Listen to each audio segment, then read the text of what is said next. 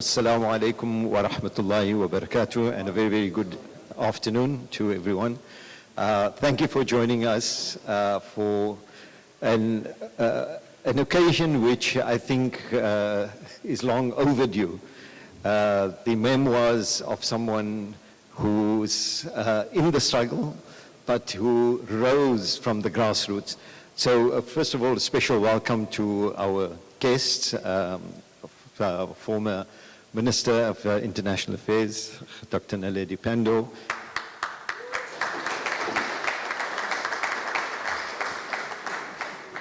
Ambassador Muhammad Dangor, the leadership of the African National Congress in the Western Cape, and we'll have detailed introductions before they take to the stage and give their contributions. So welcome to our panelists as well.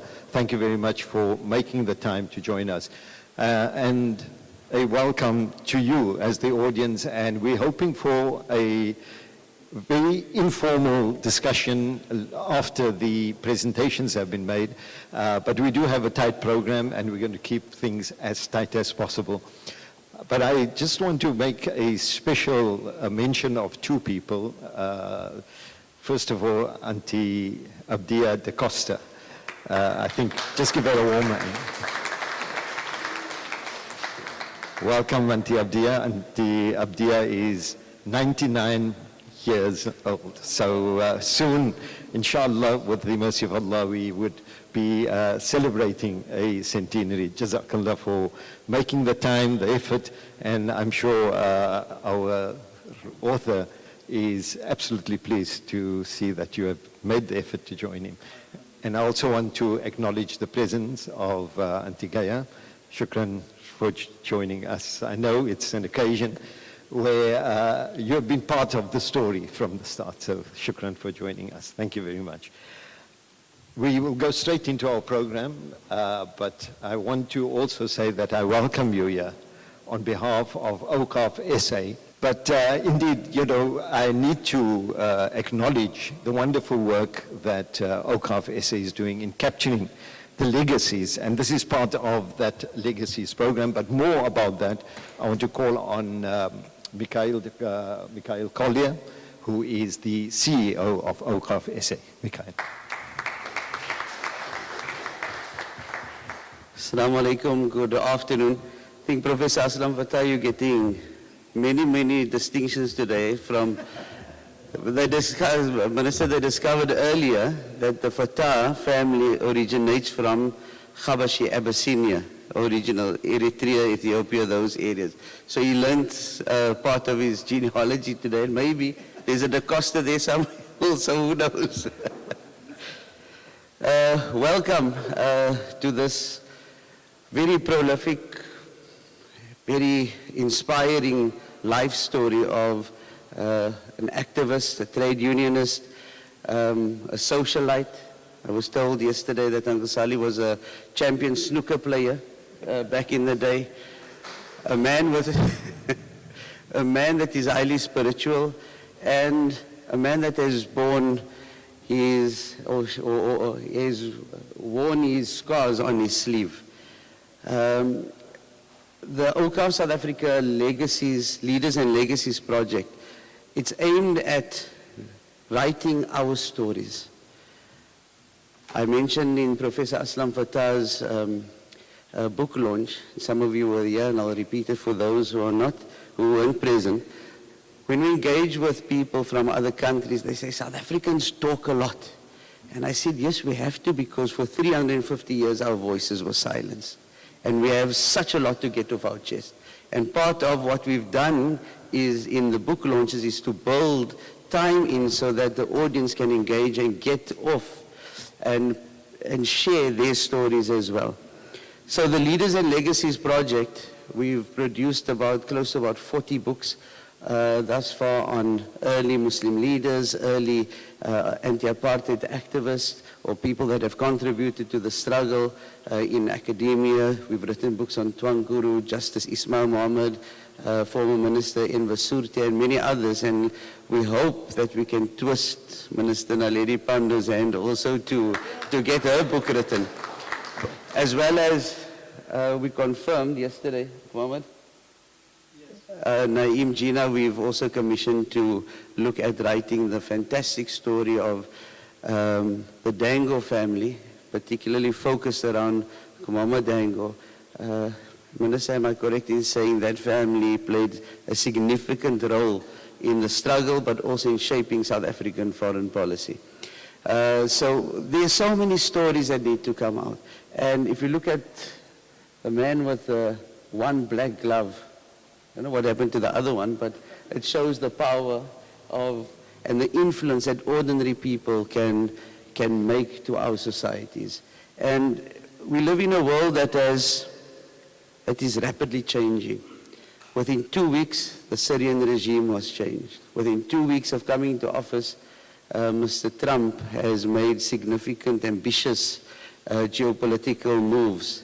And AI is just moving at a rapid pace that we can't hold on to or grasp. And that leaves us with the question, what does it do? What does it mean for the values, morals, and ethics of our society? So part of it is to capture the example and the history of what our previous leaders have done, how they've navigated political change, societal change, but also what is our responsibility. And I always like to mention this point because possibly it becomes a marker or flag for others to take it forward. Interestingly, in Islamic architecture, you have an 8-pointed star, 2 squares that overlap and it forms 8 points. And I came across an article that indicated that each of those points it just didn't happen by coincidence. Each of those points represent the foundational principles of what a state is required to be built on. The civilizational principles of mercy, honesty, loyalty, generosity, humility, secrecy or confidentiality, and ultimately justice. And I think that these are the principles that it's lacking within our society today. We have Elon Musk that can send space ships out and return them back safely, but it is devoid of any form of ethics, morality, and goodness that society can benefit from. So through these stories, we hope to give inspiration to the next generation to carry these foundational principles forward. Thank you very much, and I hope that you will take this opportunity to engage, and hopefully many other stories come out. Salie Manie is the man of the moment today. Shukran. Assalamu alaikum. To you, Mikhail, and just picking up on what Mikhail has said, man with the one black glove, Salie Manie, as a story to tell, a story that will inspire, I think, particularly those who are in public service today. An example, a fine example of a person who has now, in fact, his journey has been an interesting one, and I want to acknowledge Imam Shafiq Jacobs, and because Imam Shafiq has been part of Salie Manie's journey in the latter part of his development, because Salie always believes that he's always developing. There's not, he's reached a peak or anything. So thank you so much to Mikhail and to Awqaf SA in particular for capturing those stories. I just want to briefly give you an overview of the program. So we have a number of panelists, contributors, who will add to or give you an insight, partly from the content, but we would like you to buy the book, and the book will be on sale. But just some insights and some interesting observations made by some of the panelists, and also the time with Salie Manie in various aspects in public service, and as we heard in other activities as well. But I would like to now call upon Tukhfa Hamdullah. She is the Director of Business Planning and Policy Alignment with the Department of Social Development, and Tukhfa will give us a word from as a family member. Tukhfa. Goedemiddag, good afternoon. I was going to speak out of my head, but I am now so intimidated by my heroine Naledi Pandor here. I'm going to just read this off. Okay. Sorry. It's an honor to stand before you today for the launch of my cousin Salie Manie's highly anticipated book, Man with the One Black Glove. I feel immense pride as we reflect on his extraordinary impact, both as a family, as a community, and as a nation. Salie's life is a testament to resilience, dedication, and service. As a struggle stalwart, a hero, and pioneer of our democracy, he has made lasting contributions. His work in the fight for freedom mirrors the legacy of our forefather, Tuan Guru, who was a political exile and freedom fighter from Java and Indonesia. And as a sixth-generation descendant, Salie continues that legacy, fighting for injustice and humanity. He started his career as a radio and audio technician, and this is where he acquired the essential life skills of logical reasoning, systems thinking, and expert troubleshooting.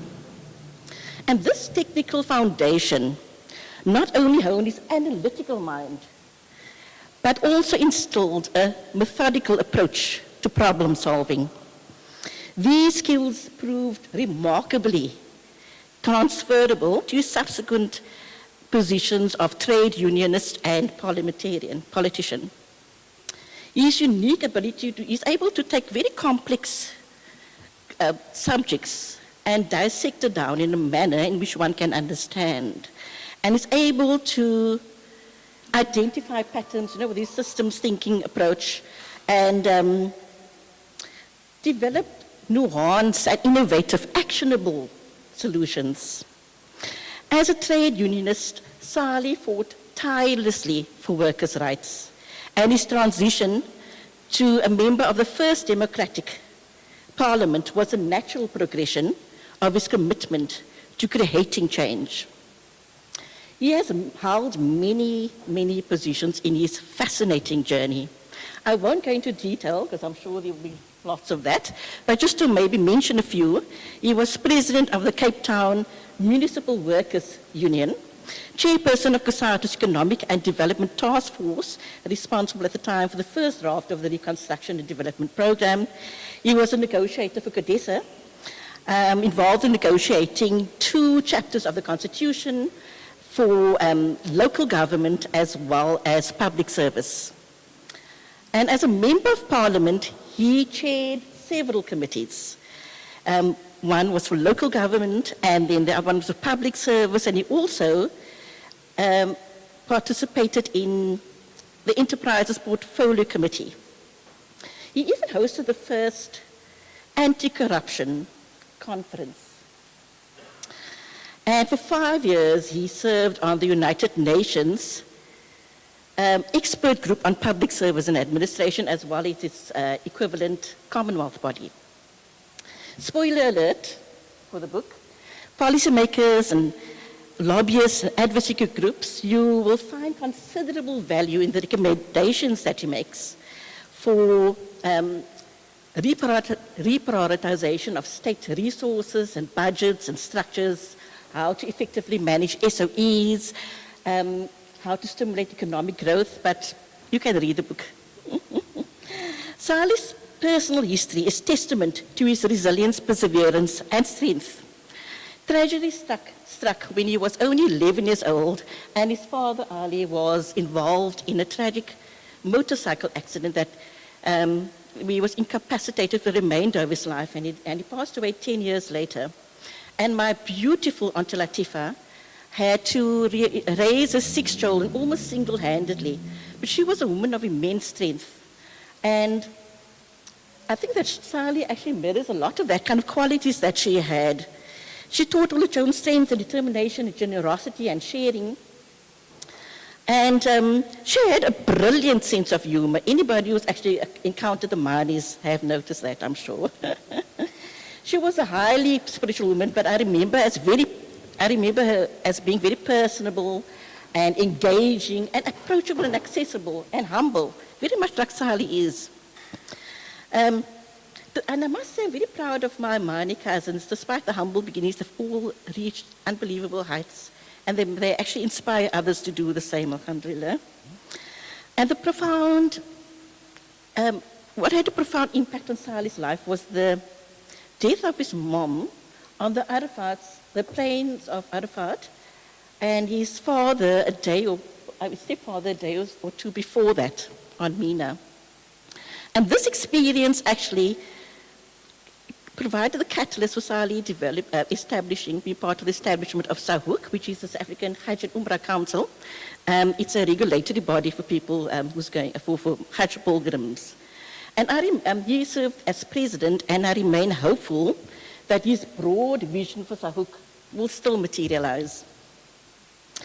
In addition to his political achievement, it has been alluded to by the previous speaker, Salie is a talented entertainer.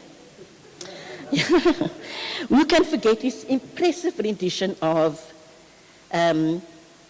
Louis Armstrong's What a Wonderful World. I mean, we have to get him to sing it at some point of today.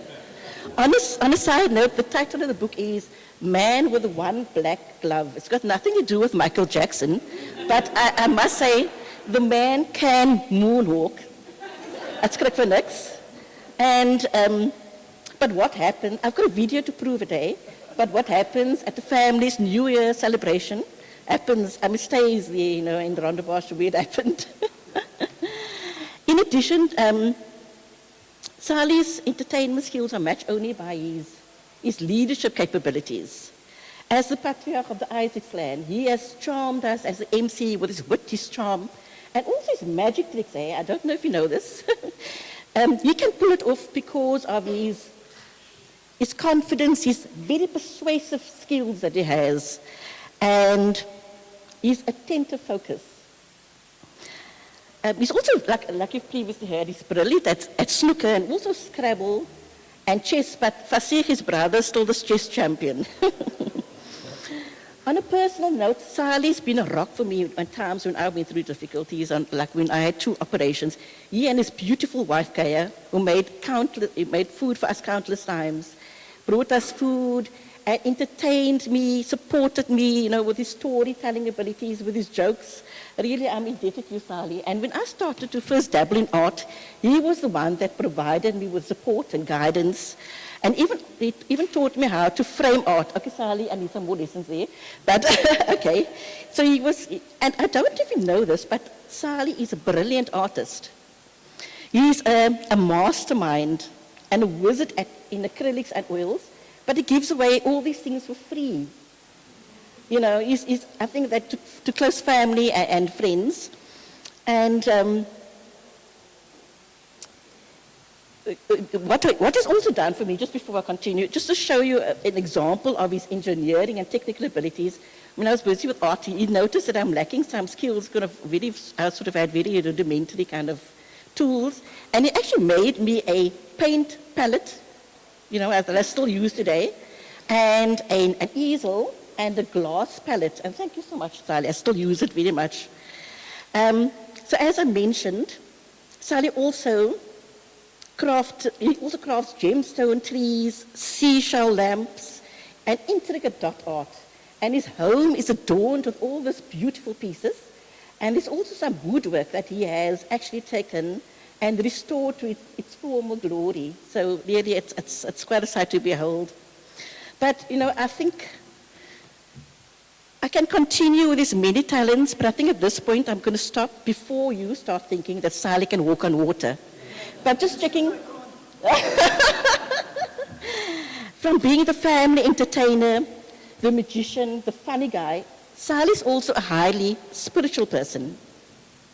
And I think it's his Islamic convictions that actually made him stand up for gross unfairness and injustice. And it's also what keeps him humble. He's written and disseminated 6 publications, all for free, I may add. And he's also hosted online weekly Zoom classes. He hosted a regular Voice of the Cape radio. And Yeah. Mainly on the oneness of God and the purification of the heart. I mean, I asked Salie what really motivates him. He explained to me there's this hadith, which is a prophetic guidance that says, knowledge is the lost property of the believer. And this sacred teaching has inspired him to share his wisdom, and that's actually what motivates him to do that. In his illustrious career, Salie has actually hobnobbed, met and worked with many giants like Nelson Mandela, Cyril Ramaphosa, Thabo Mbeki, and of course Naledi Pandor. He's even been invited to tea with the Queen, Queen Elizabeth. But not bad for somebody from humble beginnings, eh? But after 51 years of marriage to his beautiful wife, Kaya, Salie is truly glowing in this chapter of his life. And he's surrounded by the love and support of his children and grandchildren, and this is what really makes him happy, and also being able to look after his beautiful wife. So we are honored to celebrate this milestone with you, Kaz. Your story is a testament to your courage and your conviction. You're committed to justice and social change and transformation. I would recommend the book for anybody who actually wants to carve a way for the future. We have so much to learn from it and plenty to benefit. Well done, Kaz.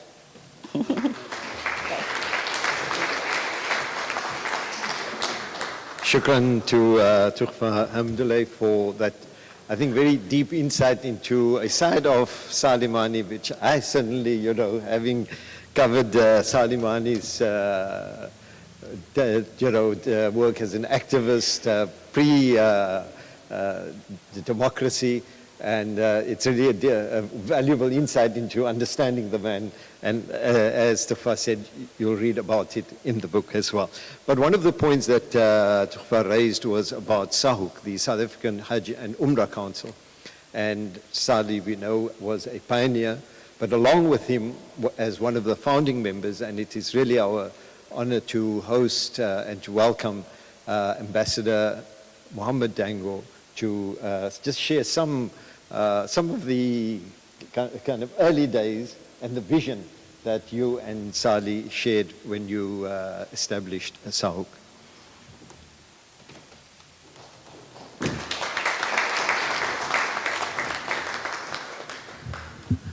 Assalamu alaikum, good afternoon, Molweni, goeiemiddag, and all other 11 languages, and I don't understand sign language. Having said that, I met Salie long before the Hajj and Umrah Council was started, and I was asked briefly to speak about his life within SAHUC. But I met Salie, I was an activist in the civic movement, and Salie was the representative of the workers in that particular civic movement. And he had brought this kind of fire that I didn't understand existed in the Cape to the rest of the civic movement in South Africa. The fire of the workers, the fire of the downtrodden, the fire of those that did not have. The fire of those that were oppressed, he brought into those discussions pre-1994 when we were still struggling for freedom. And that is when I knew Salie first, before I knew him as Al-Hajj Salie Manie. The authorities in the Kingdom of Saudi Arabia had sent a message to the then Foreign Affairs, now DIRCO, saying that it is difficult to manage the South African programs, and there needed to be an organ established by South Africa, which is a civil society organ that will actually undertake the management and the facilitation of Hajj and Umrah in the kingdom. The late former Minister Abdulaziz Pahad called a meeting where all of us were present at. And for the first time you had organizations from across the board, from the north, from the south, the east, the west, the Shiis, the Sunnis, the modernists, I don't think anybody was left out, including the football club. But Salie insisted that it be a representative body representing the Ummah and the Muslims of South Africa and not a particular version thereof. Of course, we knew the tensions between the North and the South, and I'm using a euphemism, that existed, that sometimes still exists today. And maybe the lesson that we can draw from the early establishment of SAHOK was the inclusiveness of what SAHOK meant. SAHOK was actually there to facilitate on the ground for the South African pilgrims, whether it be in the camps, or whether it be in traveling, or whether it be to receive them. I was then appointed as the Consul General of South Africa in Jeddah, Saudi Arabia, where I had to actually undertake some of the issues that came up, particularly the people that died there, that come to die there, and the people who come and become sick there. Salie was the leader of that particular group, and I was the official on the other side now receiving them. I was part of SAHOK when it was established. I was the Consul General when he led the people coming there. They met with the people in Medina and established a very good relationship led by Salie for the pilgrims. The same with the Muassasa in Mecca, ensuring that people could actually fulfill their Hajj. But I think the lessons we can learn from there today is that inclusiveness was important. At the moment, SAHOK still exists, but at times there are tensions about that inclusiveness. And that is what we need to rekindle, is that kind of inclusiveness to take it forward. But I think it also becomes more important, and that when we address these issues, we're also addressing the issue sometimes of race and class, of gender, and how we need to deal with that as a Muslim community. As a Muslim community, we need to manage that particular process, and we have to do away with the North-South divide. I sometimes get called by the present South people and say, please come and talk to us about what we need to do. And I go there and I recount what had happened initially when Aziz had called the meeting and when Salie chaired SAHOK, and how people had actually gone forward, colorblind. They were not sectarian, and that's important in our conditions today. And further, how do we actually look at the challenges for Hajj today? At the time when I was Consul General and Salie was the chairperson, we used to get more than 10,000 Hujjaj. But South Africans, being South Africans, they like to complain. And some of them called an organization Hajj Watch, ignored the Muassasa. And the Muassasa are persons who sometimes have South African and Saudi connections. They are families. And the families like the Qutbis, the Rifais, the Alawis were important, that ensured that South Africans got a quota that was larger than what we were allocated within the OIC. Because of the historical linkage between what they call the Ahli Kaif or the Ahli Kaf in South Africa and the people in Medina in particular and the people in Mecca. They ensured that a quota was there. But when people started to ignore the Muassasa, going directly to the minister with every doorknob that wasn't working, that's when they said, well, what do we need this for in the kingdom? The OIC quota says 1% of the Muslim population of South Africa, and that is what South Africa will now get. It is because people went to complain about small things to the minister and ignoring the Muassasa, and those people who had always facilitated and taken things forward. So let us learn from our mistakes. Let us learn from our over-complaining and running to everything to a minister in the kingdom. And understand we're not in South Africa, we're in the Kingdom of Saudi Arabia. There are different norms and different standards. Comply. And my appeal is, Salie, get involved back into the Hajj facilitation management that is there at the moment, so that we can bridge this north-south divide, which is emerging once again. And with that, I was asked to briefly speak about Salie's role in Sahu, the establishment thereof, and I was hijacked by Shafiq Morton today, coming here, and then I was hijacked by Salie and the organizers to come and speak. So in classical Salie style, I was hijacked. Shukran, Assalamu alaikum.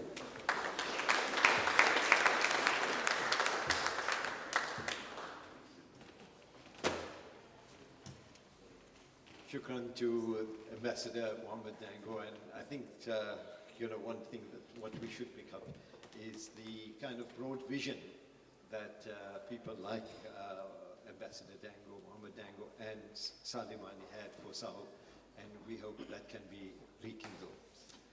Our next contributor will be introduced, and I would like to now call upon the leader of the opposition in the Western Cape Legislature. He is also the parliamentary constituency head for Central Cape Town, that is where we are gathered, and he is also the ANC Western Cape spokesperson.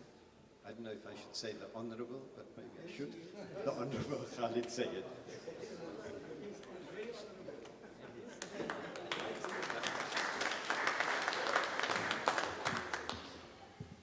Thank you very much. Assalamu alaikum wa rahmatullahi wa barakatuh. And good afternoon to everyone. My role is not going to be a very long one, but I think it's important, even though I'm not speaking about the book, but to express my greetings and gratitude to our veteran comrade Salie Manie for inviting the African National Congress in the Western Cape to be part of this very, very important event. It ties in with one of the firm resolutions, which I think the chairperson will speak to, of the ANC in the province under the new leadership, which was elected just about 2 years ago, of reconnecting with our activists and heroes in the Western Cape, as part of not only political education for ourselves, but also to ensure that we regain lost ground as well, and find our moral and ethical direction yet again. So thank you very much, Comrade Salie. And again, my special greetings to Comrade Dr. Naledi Pandor, our former national leader and former Minister of International Relations. My role is quite simple, it's to introduce the provincial chairperson of the African National Congress in the Western Cape, Comrade Vuyisu JJ Chialasisu. Comrade JJ comes from the student movement, one of those cadres of the ANC in the province that has really grown through the struggle and through the Congress movement, having been the Secretary General of the Congress of South African Students, COSAS, served on the regional structure of the ANC, having been the regional secretary in this particular metro for 3 consecutive terms, having led the Youth League of the ANC in the province, and is now the provincial chairperson. I'm calling upon Comrade JJ. He's been very passionate also about this particular program, about engaging with the veterans, engaging with the activists, and driving political education. Comrade JJ, the floor is yours. Good afternoon, everybody in the room. Thank Comrade Khalid, Honorable Member. We don't seek permission to call you honorable. You are honorable.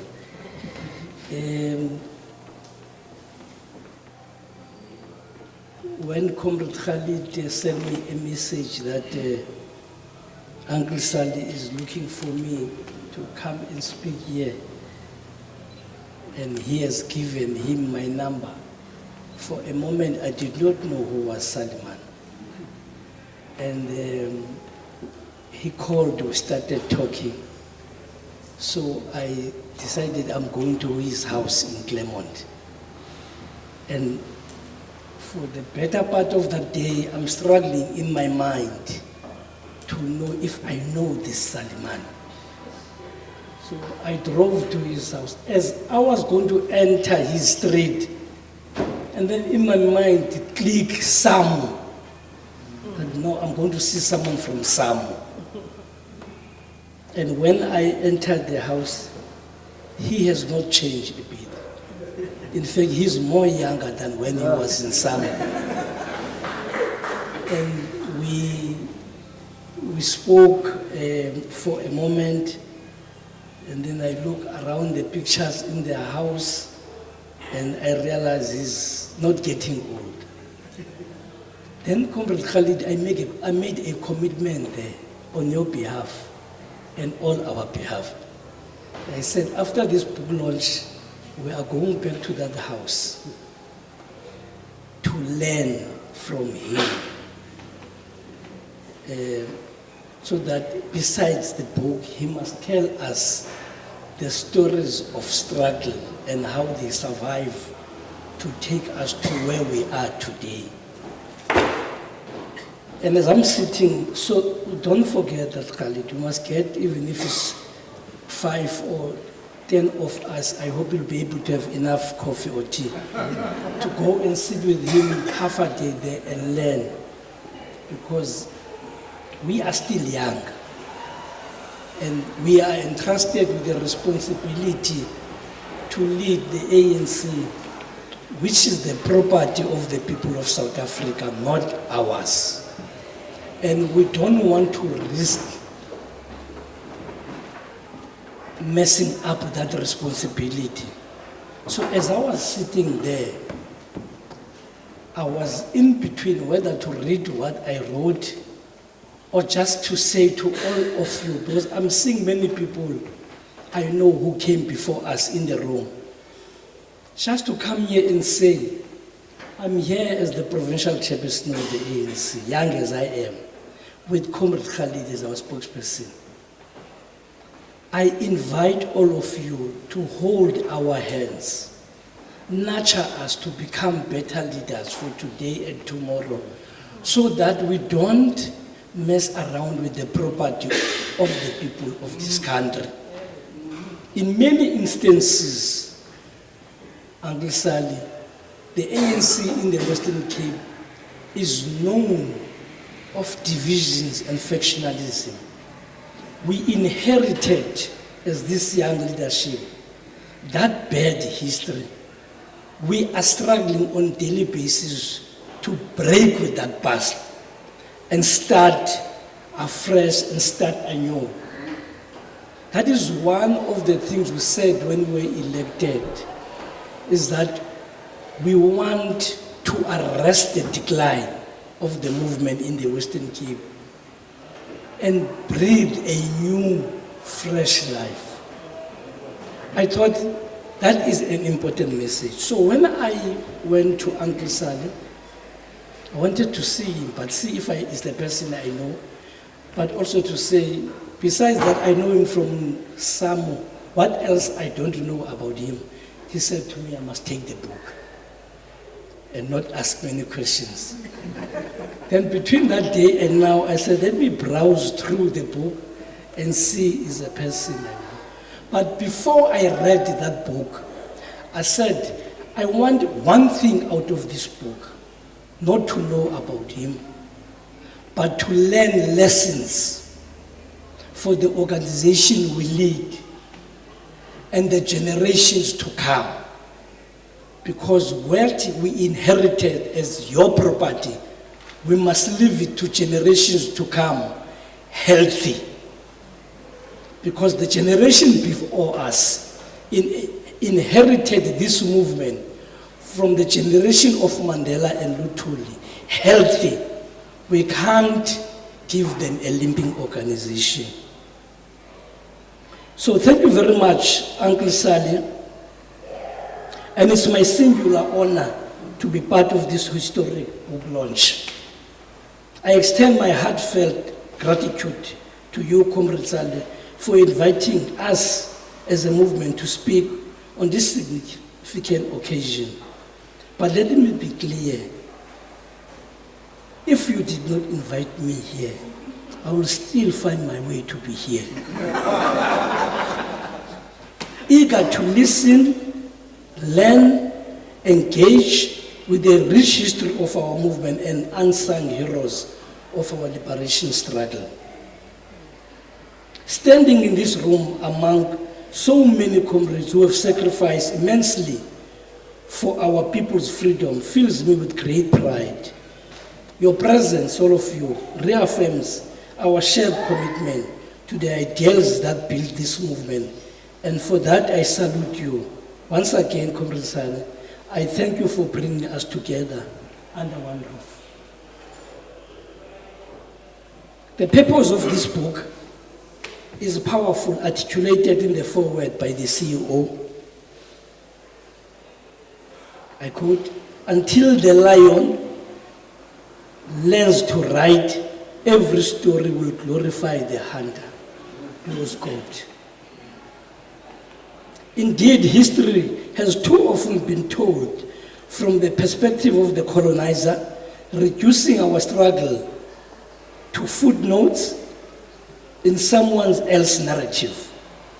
This must change.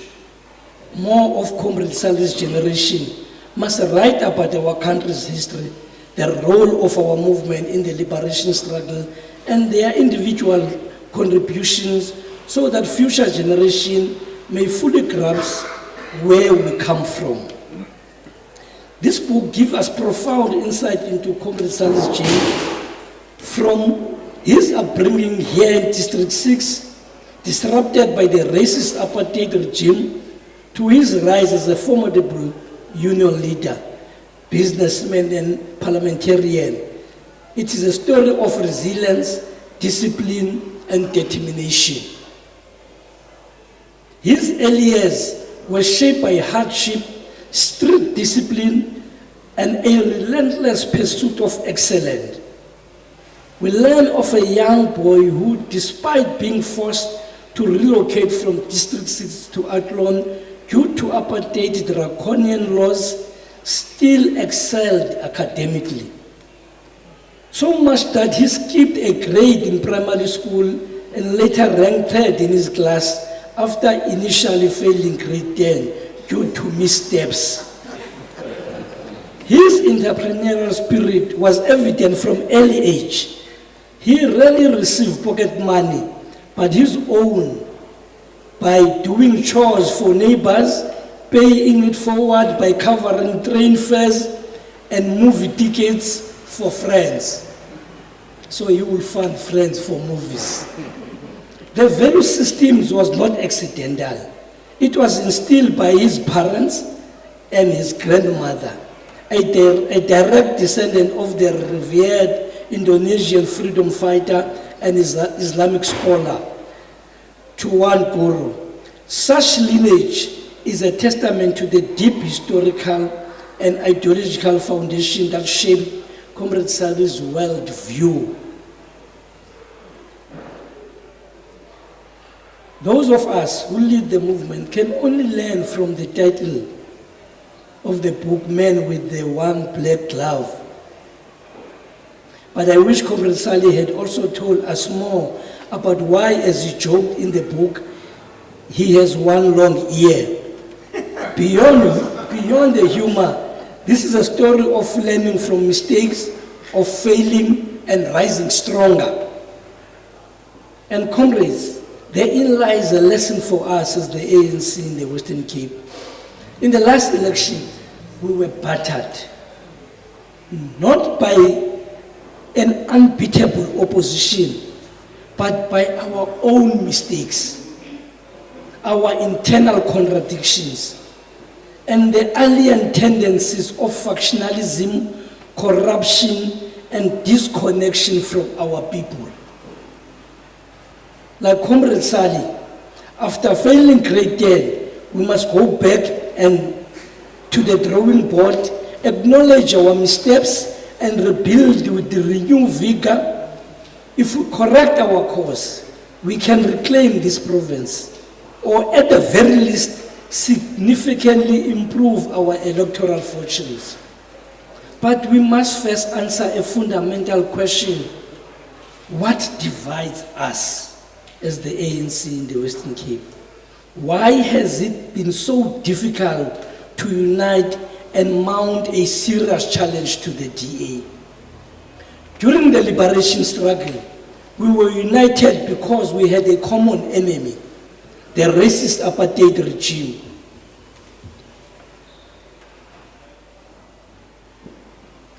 And the structural contradiction that kept our people in poverty. Comrade Salie recounts how in the 1970s he was called a Hottentot by a racist Afrikaner in Durbanville. 50 years later, the structure of our economy and the spatial divide remains largely unchanged. When we hosted, well, let me conclude. I'm reminded that I'm left with 1 minute. And it's not their program's director my fault that I'm left with 1 minute. It's Comrade Salie's fault. When I was in his house, I asked, how many minutes must I take there? He said, just go and speak. Now, I decided to come and speak. Nonetheless, comrade, I want on behalf of the ANC in the province, wants to congratulate you on your outstanding achievement in recording history. Your life story is a source of inspiration, a testament of resilience, and a lesson in discipline, hard work, and visionary leadership. I urge all of us to buy and read this book, not only to learn about your journey, but to reflect on the broader struggles of our people. Once more, I extend my gratitude for this invitation. I deeply appreciate the opportunity to speak on this important occasion. We will continue to reflect on the writings you have penned down. Thank you very much. Thank you very much to the Honorable Buyiso J.J. Tiali Suso, the chairperson of the ANC in the Western Cape. And yes, there's a lot to talk about, so I'll also be part of the coffee club, hopefully, and learn more about not only Salie Manie, but how do we rebuild our society.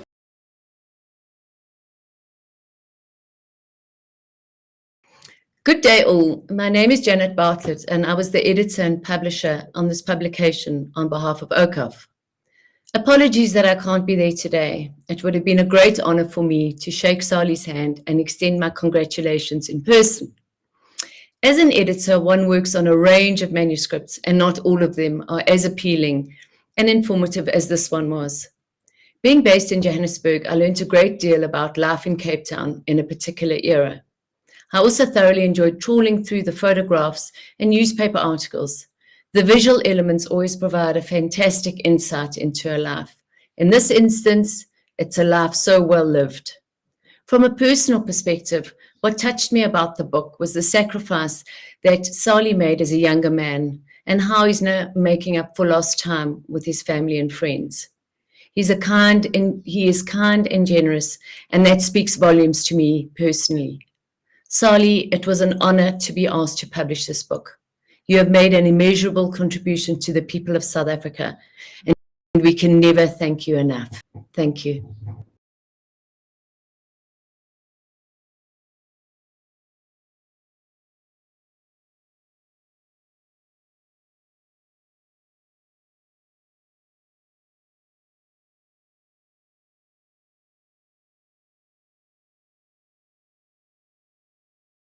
Good afternoon. Thanks. I don't have to bend over double. Thank you. To our honourable guests and guests. My original briefing was to do an overview of the book, but it's 219 pages, so that is not going to happen. But I thought it would be very relevant to just focus on just one or two things that comes out of the book and of my encounters with the Manie family, which goes back about 40 years. For 40 years there's been a Manie in my soup somewhere, through marriage, etc., etc.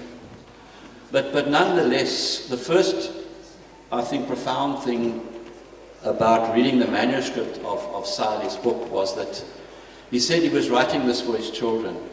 And I think this is the reason why a lot of literature is written. But this book is doubly important because it's dealing with something very important historically in the Western Cape. And it also, the book tells us in a very accessible and sometimes humorous fashion what happened, what it was like at the grassroots, and how a consciousness can come from the grassroots to transform a region and to transform a country. And for that reason, I recommend everybody to buy a book to read yourself, but please give it to a young person. You know, young South Africans are very confused at the moment. It's hard times for them. Who are they? What's their identity? And a book like this goes a long way, in a very accessible way, of telling us this is who we are. People like Salie who can come from the streets of Athlone to end up sitting in Parliament and to singing Louis Armstrong's song at a rally. That's another story. But I think you're probably wondering why the man with one black glove.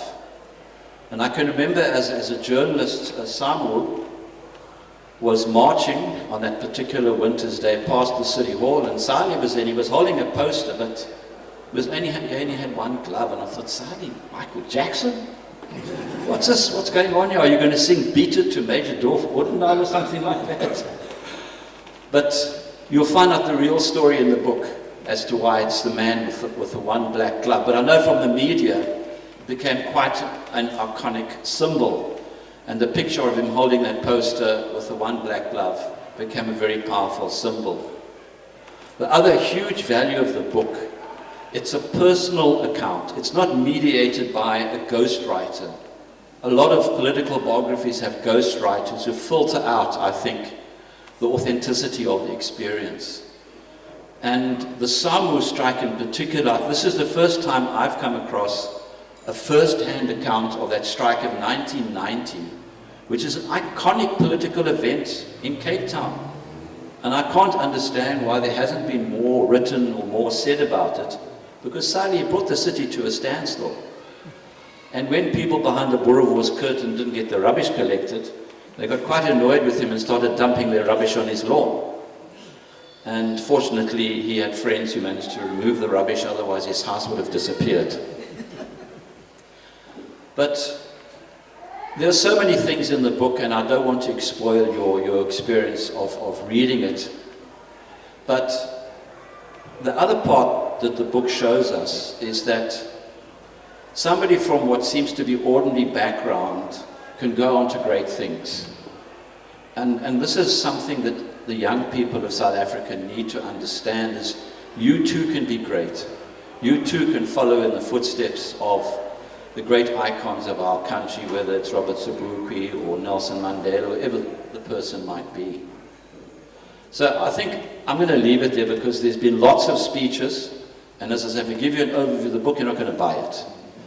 So my recommendation is to buy the book. It's student price over there.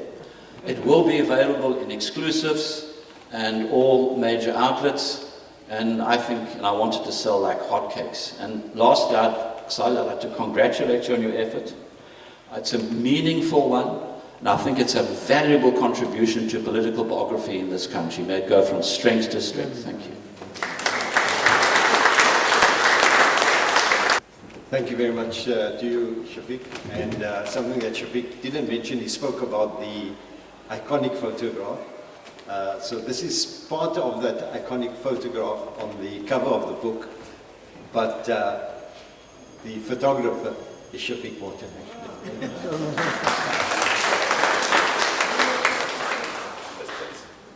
It is now my honor to call upon our keynote speaker. And indeed, I think, we, particularly over the past 14 months or more, we have been inspired, but we've also been driven into action by the leading role played by Dr. Naledi Pandor. There's a huge CV. I'm not going to go through that.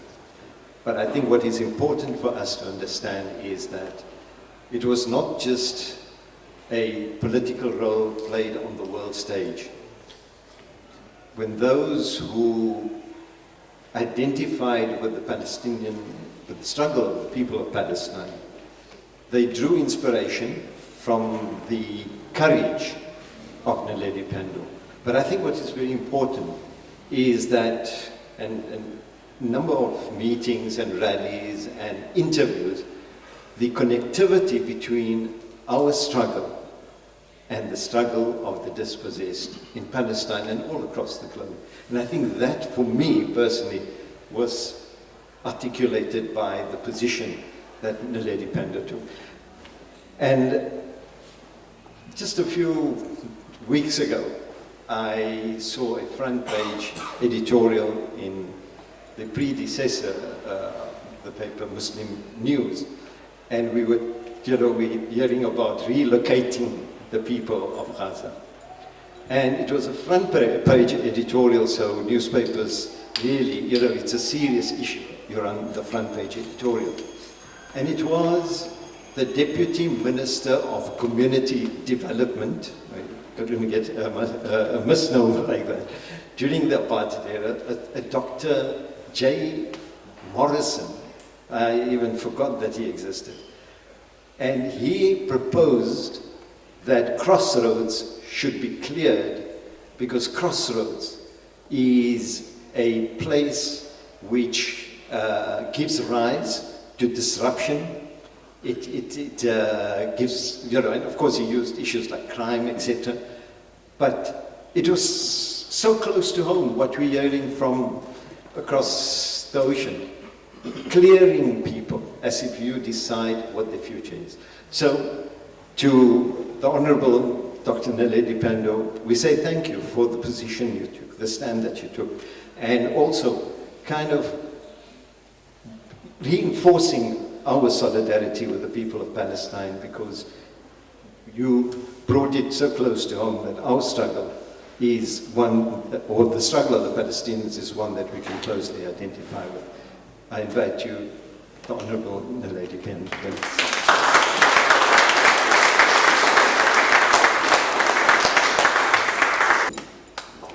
Well, thank you very much, Program Director. Assalamu alaikum, everyone. It's such a great privilege and honor to be here and to have the opportunity to speak to you this afternoon. I have to confess to you that I'm merely here for the book launch. There was no intention on my part to speak. But of course, it's always a great honor to speak at the appreciation of the work of a brother and a comrade. So I will say a few words. I wish to begin by congratulating Comrade Salie and his dear wife for this wonderful work, because I know without Auntie Gay's support, we wouldn't have the book that we're seeing today. So thanks to her, and congratulations to you, Comrade Salie.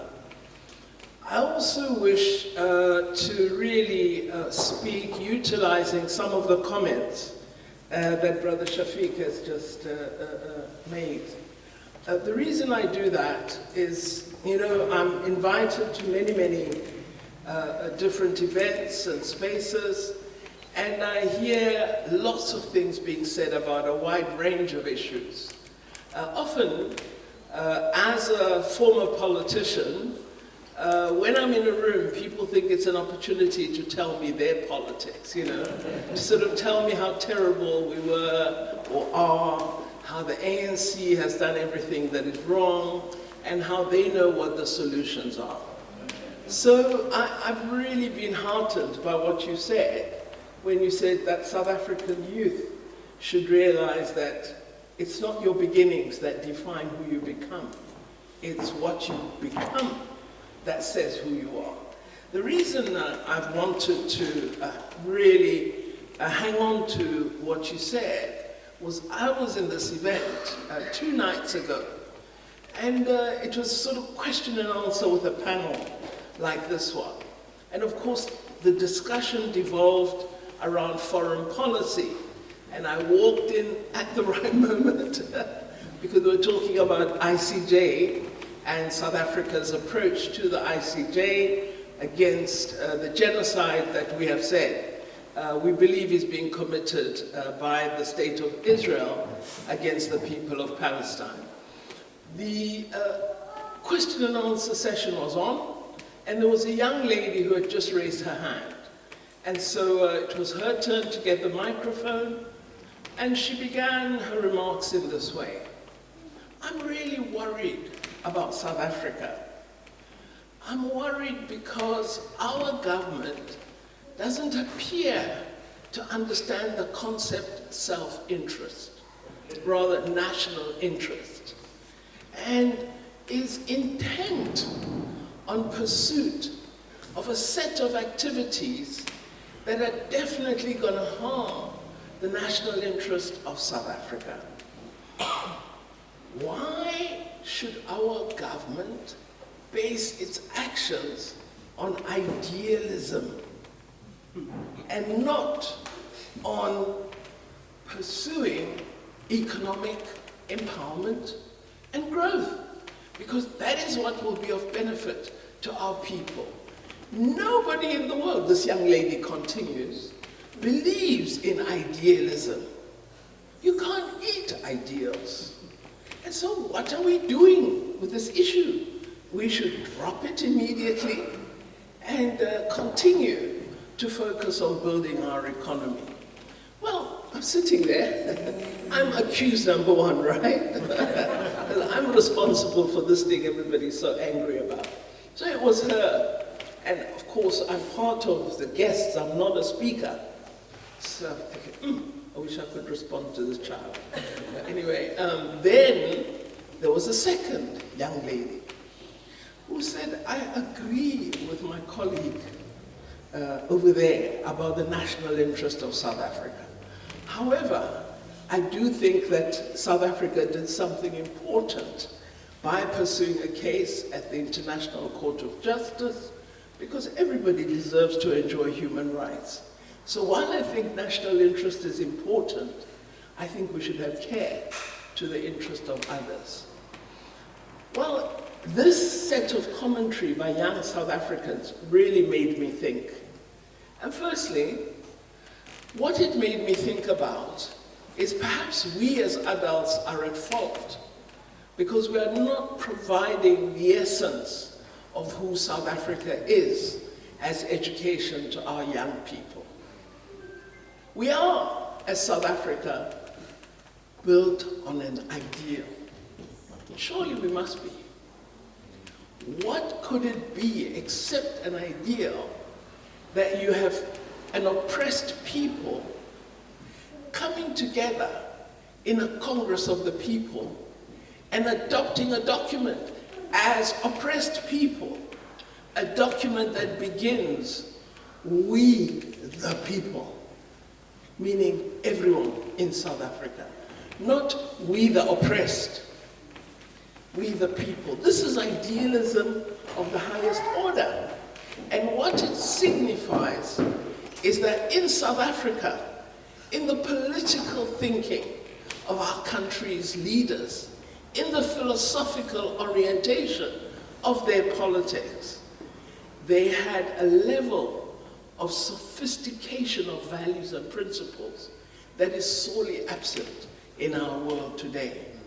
And as South Africans, we need to examine this characteristic of those who've shaped our polity and really begin to deeply probe, why is it that those who suffer such harm hold such ideals?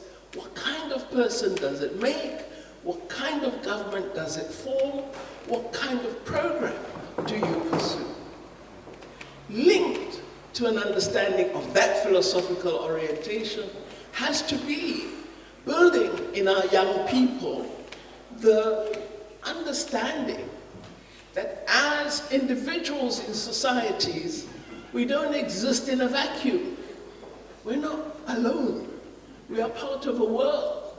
And part of the remit of humanity, certainly of ourselves as Muslims, is to get the world to understand value and principle and its universality. This is our task as Muslims. So we don't seek peace for ourselves only, we seek peace for humanity. We don't seek justice for ourselves only, we seek justice for all human beings. And in doing so, in pursuit of our struggle in South Africa, what our South Africans did through the liberation movements was to encourage the rest of the world to understand that apartheid was a crime against humanity. That notion didn't fall from the sky. It came from South Africans educating the world about the nature of apartheid oppression and the manner in which this oppression offended the embraced universal values of the United Nations Charter and the Universal Declaration of Human Rights. So there is a coming together, a coherence of our struggle at the way we see the world as South Africans and the kind of constitutional framework we have adopted, which is our ideal, not yet achieved, of a united and diverse South Africa. Salie Manie, in his book, represents all these elements. He represents family, he represents spiritual activism, he represents political commitment, he represents technical adaptness. I learned to fix a radio through reading a book. I don't know, when you read it, the description in technical terms about being a radio technician is more detailed than the textbook that they're using at Cape Peninsula University of Technology. That is Salie, the man of detail, the man of efficiency. What is also fascinating about Comrade Salie and what you see through his book is that he's not afraid of addressing a range of societal tasks. Salie, the union leader, Salie, the family man, Salie, the politician, Salie, the entrepreneur, not afraid to take on all these diverse social actions and to somehow bring them together into Salie, the freedom fighter. So it's a wonderful book. And I think it's absolutely correct that we should encourage all our leaders in South Africa to write. I think even yourselves, as South Africans, just ordinary South Africans, you can get together, maybe in the coffee house you'll build for JJ to accommodate all the leadership of the ANC. But if we could encourage that as neighbors, we come together, say 10 neighbors, and we each write one chapter about our experience of oppression and freedom, our aspirations for South Africa, our view on how we might do better, our notion of how we are contributing or would like to contribute. There's so many things that we can pay attention to, that we can write about. Having joined Parliament in 1994 as a member of the National Assembly, I had the privilege and pleasure of working with Comrade Salie, of observing his cheek in Parliament at the podium. He really gave the National Party members a very hard time. He was the one always asking that former minister about your grandfather's pension, your father's pension. every speech ended with, where's my father's pension? And I think whenever this gentleman saw Comrade Salie going to speak at the podium, he would start shaking. You could see sheepishly trying to sink behind his table in the National Assembly because he knew the question about the pension would come up. But what was amazing were the speeches were always well crafted, intellectually competent, and great clarity on policy. But also you knew that while you would get this intellectual richness, you are also going to get a lovely joke. You'll have a lovely laugh. So he's a professor with a comedic element to him. Because there's this intellectual depth, but this really amusing ability to just make a wonderful joke. Also diversity of skill, because he would one moment be in public enterprises, focused on state-owned companies and what they were doing, and then in another moment, he would be dealing with public administration and trying to control his old comrades in Samu and Kosatu, and not succeeding in doing so, but giving them a bit of a telling off as he worked with them in the committee rooms. We know that the work on local government was really of the highest reputation. We do need perhaps to address the fact that it might be too complex for South Africans to execute, but it's one of the best chapters in the Constitution, and Comrade Salie was always, always committed. He became a favorite of Frini Jinwala, and that's really hard. Really, really hard. And the speaker liked him for commitment, for his contributions, and for seriously taking on all the tasks associated with the portfolio committees in which he served or led.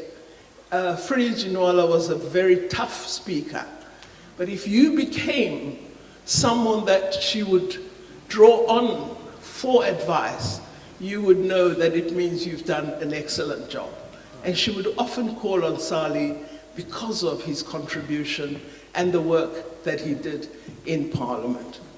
Now, Salie asked me to read the manuscript, which I faithfully did, and I wrote a little bit, but I enjoyed the book so much. Sometimes my secretary would find me reading it in the office, and I'd have all the work sitting in files, and I was busy with the book. So you're going to enjoy it as well. You're going to see District 6 live. You're going to see the religious commitment and the contribution, Imam, that you made to Comrade Salie. Alhamdulillah, we thank you for that. We also, Sharif and I, my husband Sharif, and myself, we happened to bump into each other during Hajj in Mecca, and we spent wonderful hours together, praying so hard, I remember. So those were wonderful moments, and Comrade Salie would often lead us in that worship, and we were very close at the moments that we spent in Mecca performing our duty. So it's a round circle that we started in 1994, and here we are today, 30 years later, and a book is published. So I'm challenged. I've got to ensure that I do write. Brother Shafiq, I was thinking of a ghostwriter, but you put me off. So I'm going to sit down and do it myself. Alhamdulillah, I hope that I will have the strength to do so. But thank you very much for allowing me the opportunity to briefly speak today. And thank you to the family of Comrade Salie for all that you mean to him. I think you are his strength. I know his wife is his rock. I know he loves his children immensely. I can't imagine how spoiled his grandchildren must be, because he loves his children hugely. So well done, Comrade Salie. Congratulations. And I look forward to reading the book again. Thank you very much.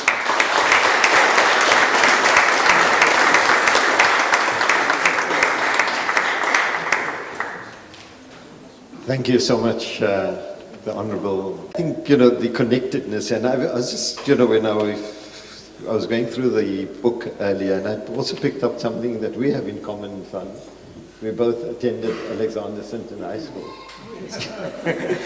You were a couple of years my senior, and but yeah, you know, so it is that, you know, you speak about the circle, you know, the round circle. So this brings us together again.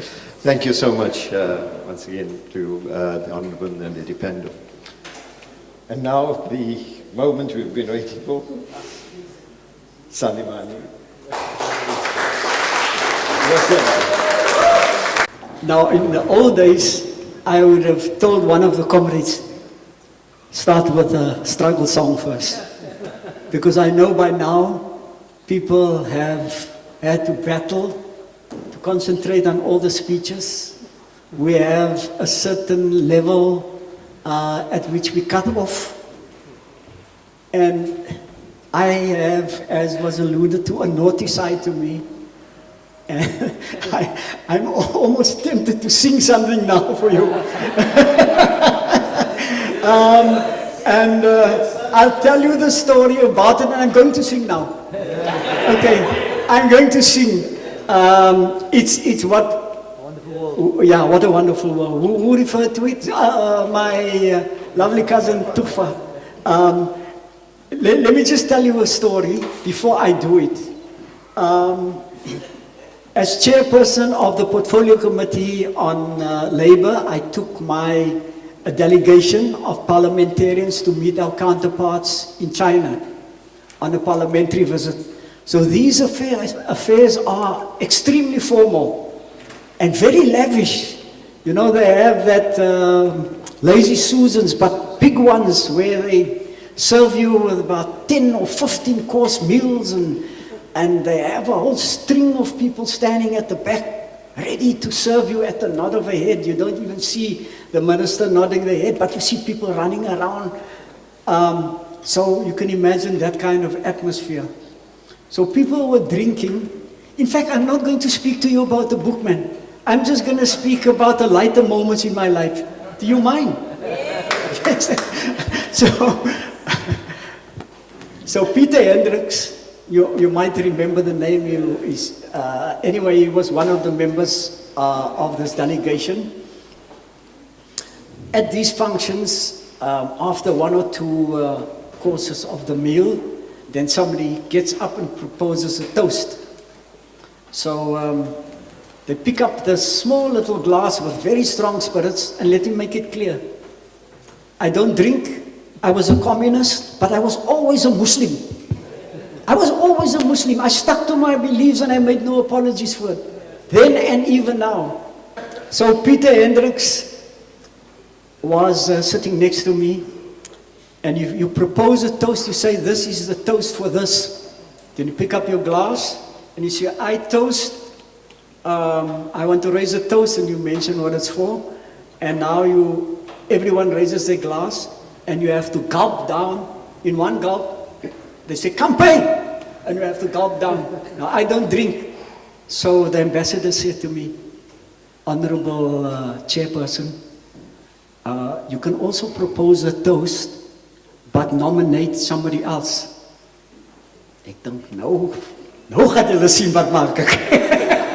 So I nominated, I proposed a toast, and I nominate Peter Hendricks. I did that about 5 or 6 times. I remember Peter Hendricks.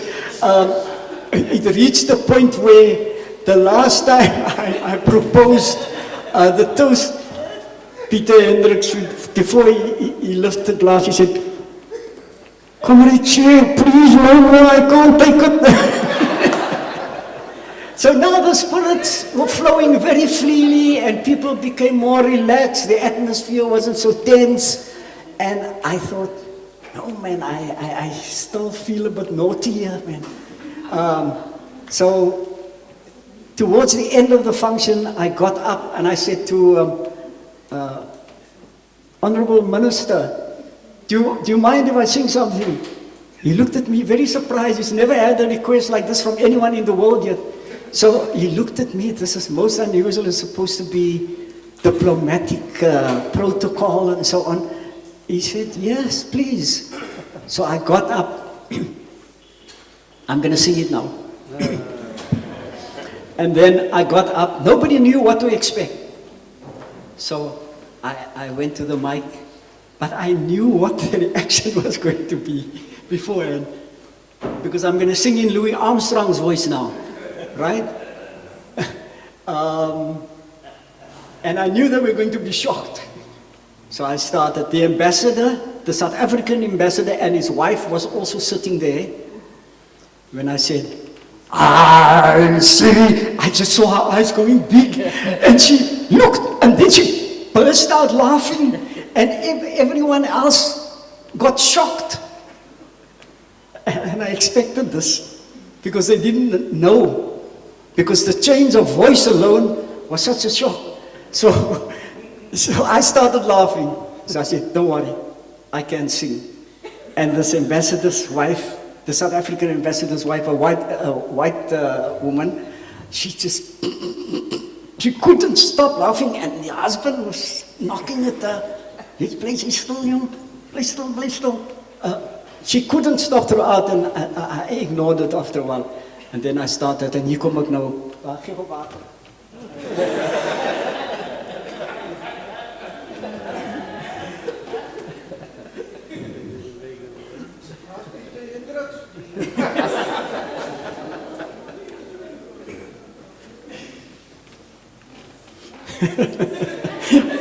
I didn't think I would do this here.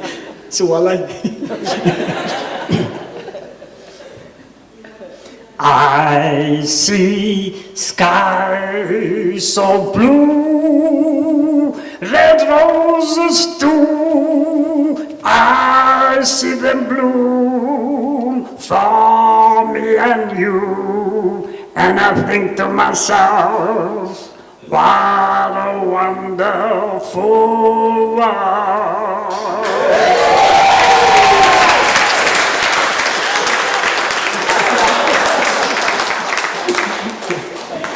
In the book, you will find out where else I sang this too. But sometimes, you know, the naughtiness can run away with you. But to get on a more serious note, because I'm rather going to cut short and leave time for comments from the floor, to say that for me, and now my daughter Conita is going to say, Daddy, how can you disappoint me like this? I have to get out my speech. No, it's not my speech.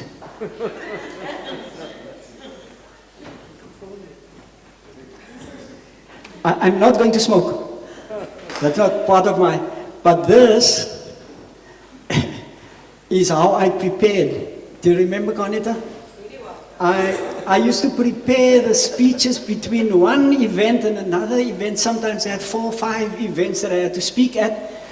And I would ask Conita, please go with me. She said, why, Daddy? No, I just want you to note down some key points for my next meeting. I didn't have time to prepare, and I would prepare my speeches like this. Some of my speeches, even in Parliament, I got so used to speaking from the heart and straight off the cuff without reading that I would, without them seeing, take out my cigarette box and put it there and make my notes like that. Just as a reminder, more to Conita than to anyone else about the cigarette box. Laat ek het weer wegsit. So wow. I never thought I would reach this moment where I would be alive still today.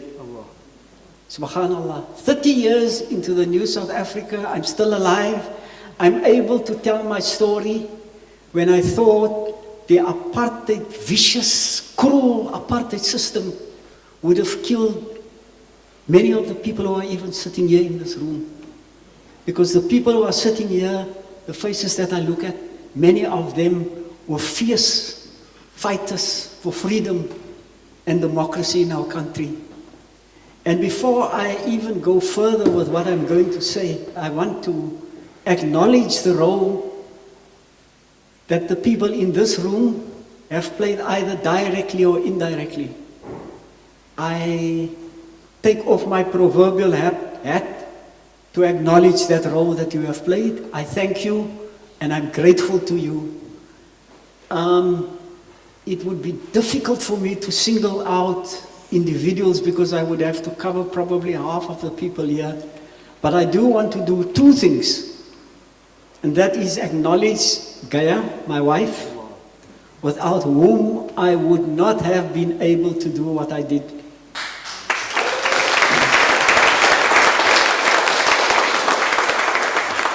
And I think the Almighty has granted me the opportunity now, when she is not well, to care for her and to make up for the time that she's been almost like a single mother, running all over the country and taking the abuse of neighbors and people out there who saw me as, from their perspective, as an enemy and somebody who had to be attacked. And if they couldn't get to me, they often did it to my family through phone calls, all hours of the night, threatening us to bomb up the house. So yes, Gaia, shukran. Baie lief vir jou.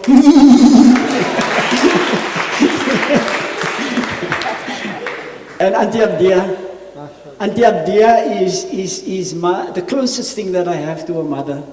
I want to acknowledge you, Auntie Abdia, not only because you are my aunt, but because of the role that you have played in my life. And I want to thank the Almighty for having you in my life. Of course, the other, how can I not acknowledge not only my sister and comrade Naledi, but also Sharif. In fact, I saw Sharif before I saw you. I must be honest, there was an equal joy when I saw you, when I saw him. He is somebody that I knew outside. At the political level, I knew Comrade Naledi very well and intimately. We worked together from way before we entered Parliament. We worked and struggled and went out there to do all of the things. But Comrade Sharif and I were connected also as two individuals separately. And to have been on Hajj with him was a marvelous experience. We had mutual beneficial interaction and so on. And although I said I wasn't going to single out people, I can't help it, man. My oog val op iemand wat ek try, wat has nog mense? Okay, I'm going to just acknowledge two people. One is going to speak later, Comrade Mo Brown, Alison Curry, then Curry. I don't know if it's the menu has changed. Trevor Servantine as Yentashi. Yentas! These were people, and to add Farid Sayed to that list, they were part of my inner circle. And how can I be here and not acknowledge them? Because if I speak about Yentas and Tabi in particular, they were my two lieutenants. When the South, let me first make the point about Farid. Farid was the head of my security detail, because when the police threatened to kill me and my family, and Kosatu saw it as a real threat, they allocated permanent security to me. And so Farid was the head of my security detail and really did a fantastic job. That will almost take a book on its own. He later became one of the VIP detail that looked after Nelson Mandela and other presidents and so on. Where was I before I went off the dungers now? Hey? Tabi and Yentas, yeah, okay, Tabi and Yentas, they were my two lieutenants. And to get back to to the conditions at the time, especially for the younger people who were not aware of what it was like. Those were terrible, terrible days. Nobody was sure whether they would come home the next day. They could either be detained, or they could be injured, or they could be killed even. And you left home, but with the determination that you are still going to continue. Without that kind of spirit and attitude, South Africa would not have been where we are today. And it's often not given enough attention and written about the kind of resilience and bravery and courage that it took to actually continue in the face of what was, you see, an inkling of it when we look at our brothers and sisters in Palestine. There's so much similarity. These people, I've heard some terrible stories about people not just shooting them, but taking spades and killing them with spades and things, and you don't want to hear. That is part of our history. More must be written about it, and to recognize the people who have played a role during those terrible, terrible days. It's just something that I think I needed to mention. It was not romantic as it is now. You serve in Parliament and you are called honorable, or what's your other word? Majesty, you know, your lordship, or whatever. It's not things like that in those days. It was really, really tough.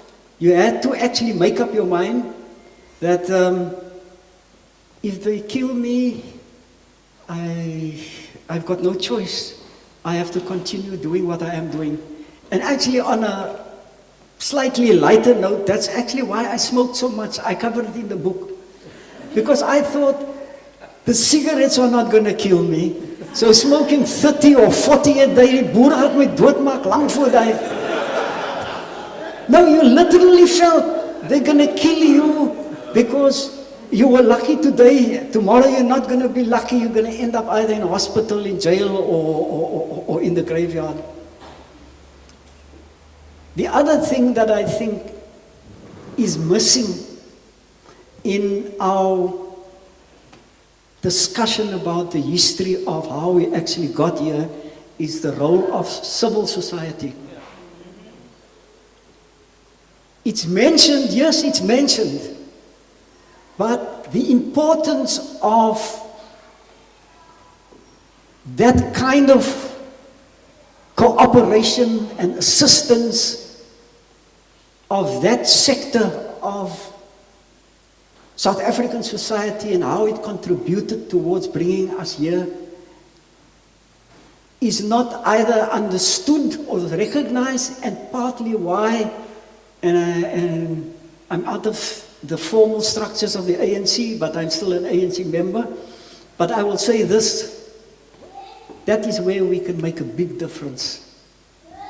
If we reconnect with civil society, let me just tell you why I say that that is the answer. If you call an ANC meeting in any area, or let's say even any other political party call a meeting, a political party meeting, you will maybe get 50, 60 people, and you find out the 50, 60 people are all ANC people anyway. So who are you speaking to when you call a general meeting?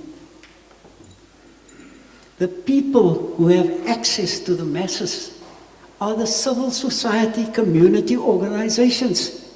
You call a sports meeting, soccer, say you use soccer, you won't have enough space in the hall for all the people. Those are the people you want to speak to. They don't know about the ANC. They believe the stories, they are all communists, they are all African, and they hate coloreds, and you hear that, but you can correct and change and transform that thinking. So unless you are going to move towards making that very dynamic link with civil society organizations at all levels, you're not going to win this. You'll chip away at the edges, but you're not going to make a significant difference. The other point that I thought I wanted to raise, it's actually at the personal level that I think all of us need to work on how we view things and how we participate in discussions, especially when people come together at functions. We are so morbid. We discuss all the negative things. We thrive on criticizing and moaning and complaining, and then the other one adds, and on top of that, say the other one adding more to the pessimism, and it breeds a culture in our country that prevents us from finding solutions, because we spend all our time complaining and moaning. If we were to take a fraction of that time and use it just to say, we may not even find the solution, but let's just brainstorm and see if we can find a solution to that one aspect. Just one aspect. Even if you are unsuccessful, you already got two advantages to that. Firstly, you are not breeding and extending the negativity. And secondly, you might even find a possible solution. And the more people come together and wanting to find solutions, the better our country will be. We will start finding solutions, because now it's point scoring and vote garnering and things like that, instead of looking at what are the hoe sê ek die in Engels, in my mind in Afrikaans gepraat nou, but how do we transform our role that we are playing to create a better life for everyone in our country, for all people, regardless of who they are?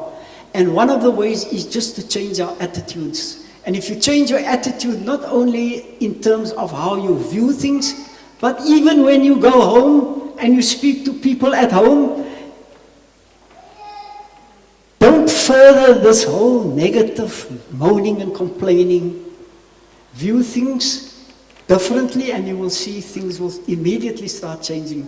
If you look at the glass that's half empty, just remember that same glass is half full. Nothing has changed except your attitude and how you are viewing that thing. I would have wanted to say more things, but I think I would rather let the people who are present make their comments or maybe pose questions. But it's been a hell of a ride for me. I honestly must say, I didn't think that I would get to the point where I would be able to complete my memoirs, but the fact that it's been completed, I thank Awqaf for assisting me in actually getting to this point where it's actually published and launched here today. And my acknowledgement to everyone who is present here and played a role in my life. And you will see yourself, Alison, Mo, you will see yourself, Zubaida, you will see yourself, you will see yourself in this book when you read it, and I hope you will enjoy it, and that you will take on both what Shafiq said and what Minister Naledi Pandor said, is that I personally believe every single person on earth has a story to write.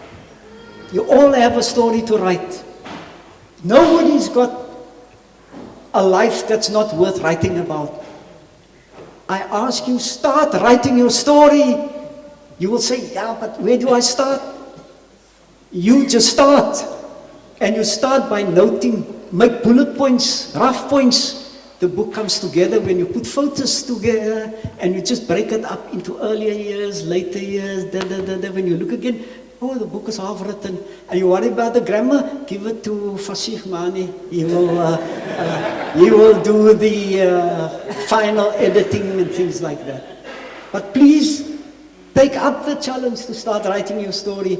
And although I'm looking at you, I'm looking more firmly at the minister here. Because if she doesn't write that book, I won't rest easily when I'm underground.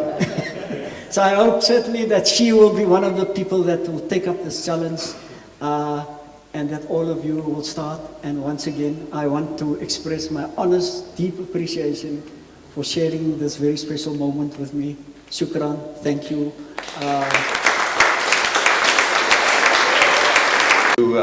Salie,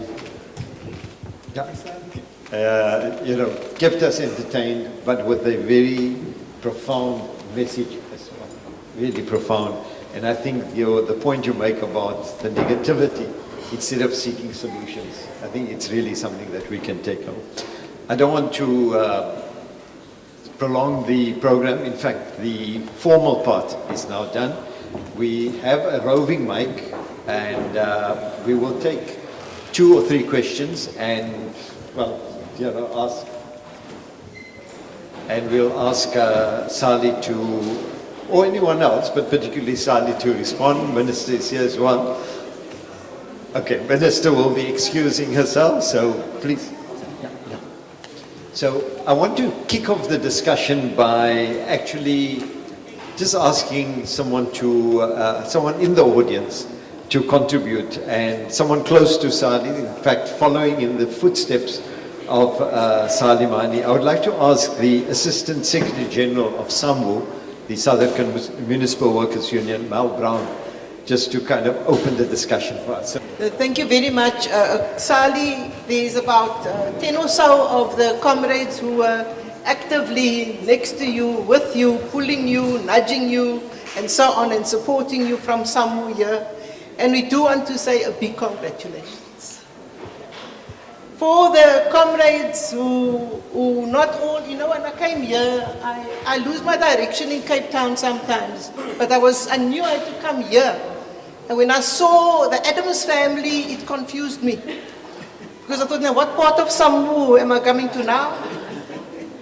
But nonetheless, Salie and I worked very closely in SAMWU prior to it launching as a national union. But what was really most welcoming and refreshing for me is that I left school in 76, right?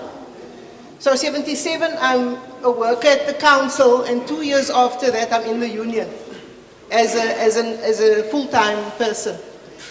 But it was a different period, and I just want to say something about that because it links very directly to Salie's contribution as I and we have experienced. We come from a union that is so very established with a long history, but the length of that history sometimes made it heavy, because when you carry a long history and it's not all good, it's very heavy, it's very serious. And now as a youngster from 76, you try to find your feet and your bearings. It's hard. Salie started working around 85. Now, I didn't know Salie before then. So I don't know of the time when he was hiring videos and fixing radios and things. But at that time of 85, it was not the practice to hire people of color as technicians, right? Now, he mentioned 2 other names. He said Tabi, and he said Hentas. Now, they've got other names. But those 2 people with Salie, they were stationed at a department that was very conservative, very, very conservative. But the 3 of them was the ingredient that was necessary. And they were shocking, and they were in the electricity department. They knew how to get the shock waves through. So for that, people don't forget Salie. Tubby had another name which I preferred actually, besides Trevor. His name was Troubles. Asher, you can get away with this one for now, but Troubles was there for a reason. So these three people that sent shockwaves through from electricity, I welcomed people like that. When Salie was elected, look, he was in 85, and by 87 or so, he was elected as a shop steward. And the whole period of the mid to later 80s, there was a vibrance that we looked for and that we created. So people like Freddie Bosman, who's sitting at the back there with the honorable hat on his head, he was the organizer, but also before that a laborer in Parks and Forests. And people like Freddie was the ones who elected the shop stewards with great energy and vibrance for change. It was just in the air. So with that, your Freddie role, and at the time it wasn't the International Union, we employed an education officer because we felt, look, we've got a lot to catch up with in our old union. And Alison is here today, and we thank her for the education role and organizational role that she played, but we got new pluck with that energy coming in. And we had the honor of drawing on the experience of who we thought were veterans then. Now they look to us and they tell us we're veterans. You know, so we've come a long way. So Alison and Hentas, Asher, Freddie and others who come from that period, the kind of Archie, I saw you on that side, you know, we thought we could take on the world. And Archie, for example, was with the old divisional council. They had their own kind of a staff association, and what did we do? We took the whole thing over, we couldn't get it right. We said, no man, it's too heavy to take over this another block of history that have different values. And they all came over to SAMU as the run-up to a national union. So Archie, we didn't forget about you. I don't know if you're still here, but the divisional council workers, Archie became a shop steward and an organizer, and until recently he's now also a veteran. But nonetheless, I've got a lot more to say except one big disappointment. It is a wonderful world. But, there's a but. In our time, Salie had a different song. And it was a Bobby McFerrin song. You mustn't be shy of this one now. But it was Don't Worry, Be Happy. Do you think it will suit him? So thank you, Salie.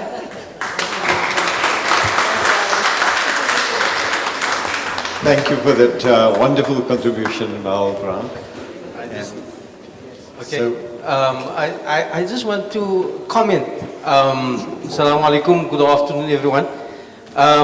When I look at Uncle Salie, I see a very vibrant, I still see a young man as I'm looking at him. Now I just want to perhaps just bring a bit of clarity to that. I am Muttaqin Raqib, and I am the link. I'm the spokesperson for the broader Tuan Guru family, and I'm the link between the two families, Indonesia and South Africa. Now when I look at Uncle Salie, I see that the blood is still flowing very strongly through his veins. There is no gathering that we had on that side with the family, but it would end with sing and dance. And for a moment I was sitting here and I was thinking to myself, when Uncle Salie was talking about the song that he was going to sing now, I was thinking that he's going to give us the rendition of I Did It My Way. I thought there for a moment, but then again, because of that spirit and because of that energy, it can't be the last. So, Uncle Salie, congratulations and shukran for making this contribution for the youth of South Africa, so that we have within our society, we have that where we can turn to and we can take lessons from how it was done in the past. So I say a very shukran, terima kasih, shukran, jazakallah, shukran. There's one question there at the back. Salie, I just want to say thank you for writing the book. and for the contribution that you made in the lives of many of us. And I personally want to thank you for the times we had together. On a lighter note, let me keep it on a lighter note. Do you still have the glove? And the second one is, what did you feel like when you made your first speech in Parliament when you had to go and speak in 1994? Thank you. Yeah, I'm Hintas. Now, you know, even though I come from the 1976 struggle, since those years now, I was never a person that wanted to be a leader. I never wanted to be a person that speak for the people or for the workers. But then in 1888, Salie Manie and Trevor persuaded me. When they heard that I'm Ashley Kriel's brother-in-law, they persuaded me to take up the workers' struggle. And I never regretted. I've learned a lot from Salie. And I'm very proud of what Salie did for all of us as workers of this racist, still today, a racist municipality. Thank you very much, Salie. You know, I was so surprised to see the name of the book, but I must say it's very creative. I'm Hanif, your brother. I know you were Obuta. I never thought I'd ever be in council. And then I got to know about Salie Manie and all the stuff, and then somehow myself, Ashik and Baran got together, and we sort of started, the think tank around the local government department of the ANC. And I must say that, with Salie, he always gave us good advice. And one of the things he always said to me, don't compartmentalize your life, Hanif. You must work, you must play, you must be spiritual, you must do all of these things together, So I always remember that, and when later on in life, when I met a sheikh, and I forgot that lesson, and I spoke to the sheikh on the internet, and the sheikh said to me, Hanif, don't compartmentalize your life. Whatever you do, do it so that you can benefit people around you. Do it so that you are doing the work of God. And I think that lesson for me is a very strong lesson. But I want to also bring Salie's attention. What happened? I was then in council, and we had the project in Mitchell's Plain. The land of Liberty. Not Liberty, it's now called the Liberty Promenade, the Promenade. And we were then brought together somehow. He was a parliamentarian, I was a councillor, and I was the chair of Economic Development and Property. And we were instructed, we need to ensure that local people actually own a shopping center in Mitchell's Plain. And we were then asked to go to Malaysia, and that's where I really got to know Salie. And Salie took me aside sometimes and said, you know what, I'm not Ashik. You know Ashik very well. I'm Salie, and this is my perspective. I'm not going to go into the detail of Ashik. But it was a shock to me, He took me aside, and we then met with the business people that were supposed to fund the promenade. It didn't all work our way, but in the end, in the council, we made a decision. Local people will own that shopping center, and then even 10% of the land must go to local people. So there was a start to that process, and Salie was instrumental in driving that in Malaysia, with, I can't even remember the company now, Salie. And then another thing I want to mention, when I was still a councillor, we appointed a company. These guys had no money, nothing whatsoever. They drove an old car. There was like holes going right through that car. And the tender they won was actually to fix the water leaks in Guguletu, Langa, Nyanga, all the African townships. And the ruling council was you must have 10%. You must have 10% of the value of that contract, and that contract was worth about 11.5 million. And it just couldn't work. So in the committee, we brought it down to 1%. Still, it was a lot of money for them to raise. They had to raise about almost R1 million. And then I met Salie again. And Salie was then an entrepreneur in a business. And Salie actually brought the money to the table to make that a reality. And that company could survive, could do the job, and also ensure, that they then, I'm still in contact with Billy Chan, and Billy now has a company, a plumbing company of note, with even an invention that is driving. So that was Salie behind the scenes, doing things which very few people probably knew of. But he gave us inspiration, because in those days, none of us ever thought we would become workers in a municipality. For us, that was just not something to think of. But at least he gave us inspiration, and now with the book, I'm sure many young people will be inspired, to do the same thing. Thank you. Thank you very much.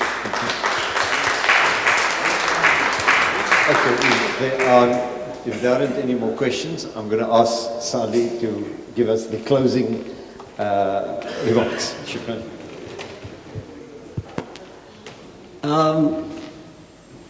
The question was, Rod, my first speech, but what about my first speech? How did I feel?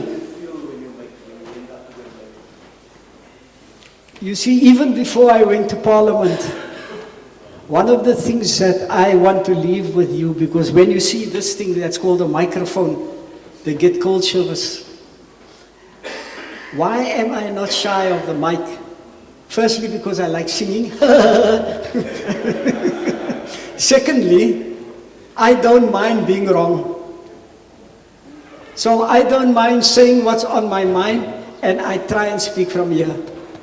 If you speak from here, then you are communicating what you feel, and that's how I did things in Parliament. I didn't have notes and spend hours preparing what am I expected to say, what would be the right things to say, what will people say. Dear Eka, this is what I wanted to share with you, and I shared it, and it was generally well received. So I didn't feel any apprehension or nervousness or concern. I spoke from the heart, and I think if we want to communicate and you speak from the heart, you seldom go wrong. Doesn't mean everyone is going to agree with you. Thank you very much. On that note, we close the formal side of the program. On this side there, books are for sale, and Salie, you wouldn't mind signing some of the books if Salie will do that.